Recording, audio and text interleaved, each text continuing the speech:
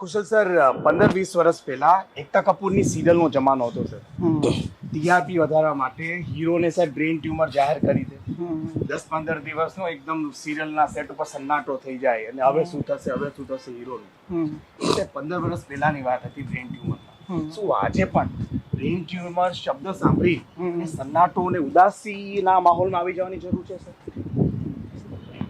આનો જવાબ કદાચ એકતા કપૂરે જ એ વખતે આપી દીધો હતો કે જ્યારે બી કોઈ બી એમના એક્ટરને બ્રેન ટ્યુમર બતાવતા ત્યારે 10-15 દિવસ સુધી જ્યારે સેટ ઉપર સન્નાટો જતો, પછી હોસ્પિટલમાં ઓપરેશન થતું અને એ લોકોને જ એવું લાગતું ને તો 15માં કે 20માં દિવસે ફરીથી નવો એક્ટર નવા રોલમાં સેમ રોલમાં આવી જતા. બસ એવું જ હોય છે.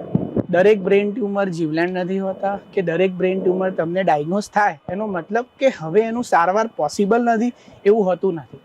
એવા કેટલાય બ્રેન ટ્યુમર છે અને અમે ડેઇલી બેઝિસ ઉપર એવા કેટલાય બ્રેન ટ્યુમરને ટ્રીટ કરીએ છીએ કે જેમાં ઓપરેશનના 2 કે 3 મહિના પછી જ્યારે તમે દર્દીને મળો તો તમને રિયલાઇઝ પણ ન થાય કે આ દર્દીનું બ્રેન ટ્યુમર જેટલી મોટી સર્જરી થયેલ છે.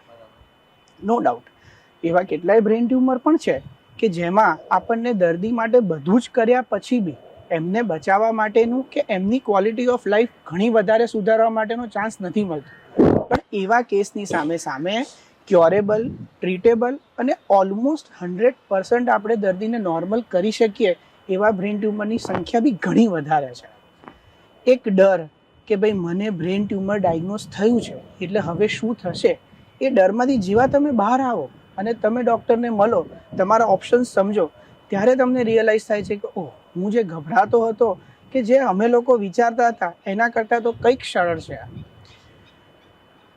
આપણા સમાજમાં એવું થઈ ગયેલ છે કે અમુક રોગ પ્રત્યે એટલો બધો સ્ટિગ્માટા છે કે એના રોગના પોતાના ચિહ્નો કરતાં આજુબાજુવાળાનો ડર વધારે હોય છે.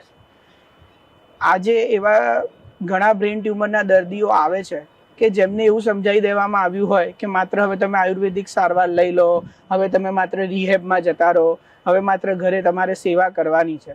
જ્યારે એવા દર્દીઓ કે એમના દર્દીઓના સગાવાલા જ્યારે વિલિંગ થાય અને અમે ઓપરેશન કરીએ અને જ્યારે 2 કે 3 મહિને ફોલોઅપમાં જાતે ચાલતા અમારી ઓપીડીમાં પાછા આવે ને ત્યારે સૌથી વધારે આનંદ થાય.